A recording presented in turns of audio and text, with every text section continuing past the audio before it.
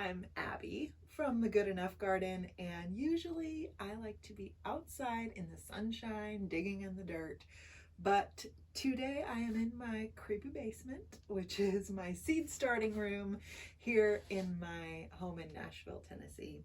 And I am going to get set up and try to figure out this Ivation tabletop garden. It is a hydroponic system that was regifted to me by a friend who didn't want to grow veggies on their countertop anymore. But it's July here in Nashville, which is a super hot time of the year and a great time to be trying some indoor gardening projects. And also a time of year when we can't grow things like lettuce, which is a delicious vegetable to have on hand to harvest year round. So I thought if I could grow some inside during the summer, that would be excellent. So I'm gonna get this thing set up and figure it out.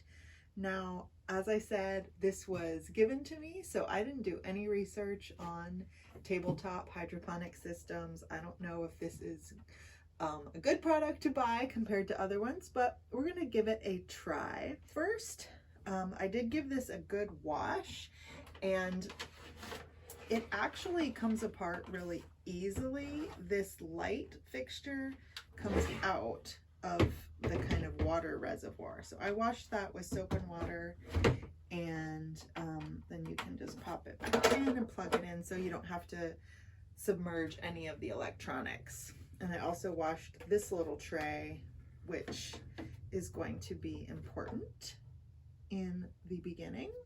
So you're supposed to connect the power cable and then turn it on. Seems to be working. So I think you can actually set this part to the side for now. Okay, so for preparing the seeds, it says you need your seeds, sponges, tweezers, water, and the seeding box. And first you pour a small amount of water into the seeding box, just enough to cover the bottom. Okay, and then you set the sponges in the water with the hole facing up until it's moistened and settles at the bottom. So they've got to absorb that water.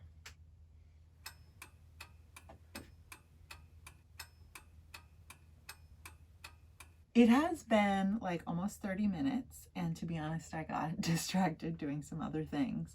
It does seem like the sponges have totally soaked up water throughout them, but they're still not like sitting down on the bottom. So I think I'm going to maybe just put an extra one in here to kind of like secure it.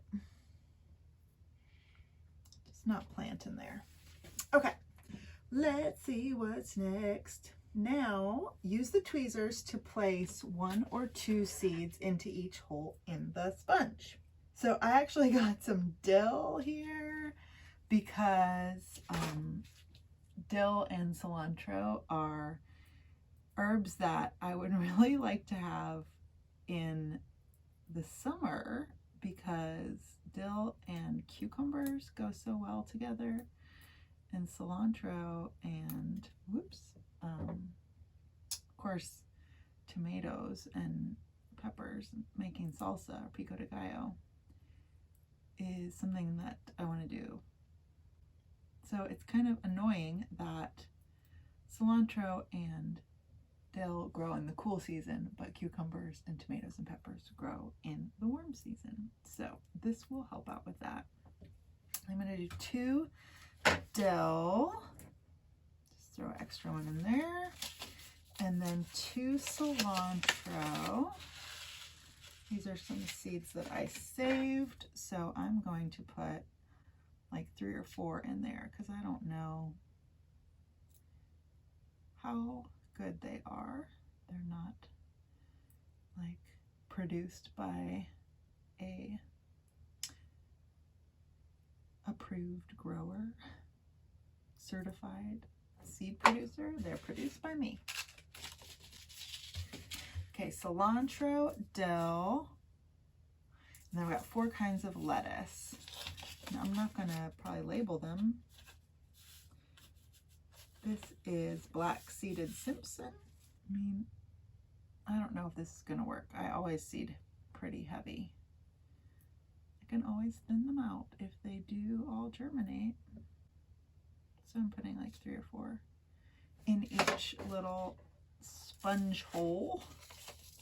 Black seeded Simpson, a butter crunch. So,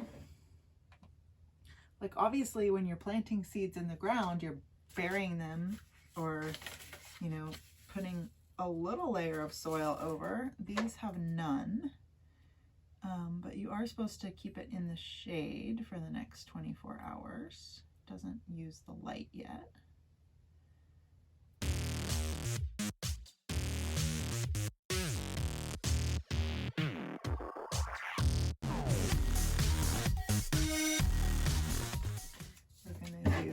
A romaine. So I'm actually doing like, well, except for the ones that I saved, 4 different producers here and 4 different varieties. So we'll see how they all react. I mean, there's so many different factors that go into whether or not you'll have success with seeds. So once you've got the seeds in the sponge, then add water slowly to the seeding box until the water level just reaches the top of the seed. Do not overfill the seeding box with water or your seeds will drown and nothing will sprout. Okay, so you can see like the water level is just kind of, I don't know, they're floating, but on these that are lower down, just kind of barely touching the seed, but it does say for it to be over. Can't tell if I need more or less. Well, okay, I'm gonna leave it like this. Okay, so that's kind of it for the first day, the first step, preparing the seeds. Hopefully I've done it right. We'll see in 24 hours if I have some roots showing up. Okay, it's been 24 hours. Welcome back to the creepy basement. My cat might make an appearance here. Let's check out the instructions. So after 24 hours, you should be seeing little sprouts in your seeds. I see a fuzz. Gosh, maybe 1 or 2 have sprouted. Oh, there's another one. But it says continue with the next step even if you don't see them sprouted. And that different seeds might take longer than others. Different seeds might like the moisture to be different, just barely damp or fully submerged.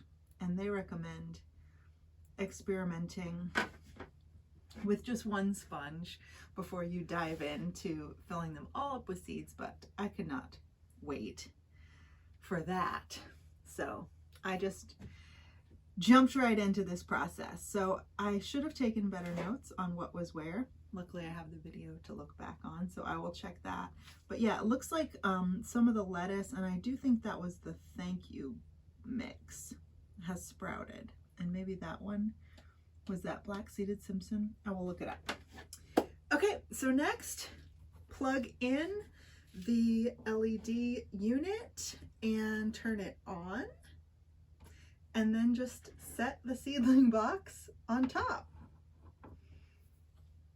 That's it for today. So you're supposed to wait now until the roots have grown 1.5 centimeters and check every day to see if it needs moisture added, because you don't want the sponges to dry out. So this could take 3 to 7 days. This device, has an automatic timer, so it stays on for 13 to 14 hours and off for 10 to 11. And they recommend that you try to time that out with daylight. So when you turn it on, it's going to start its on cycle for 13 to 14 hours. It's evening right now because I've also got LED lights on a timer here for seedlings that are growing in soil.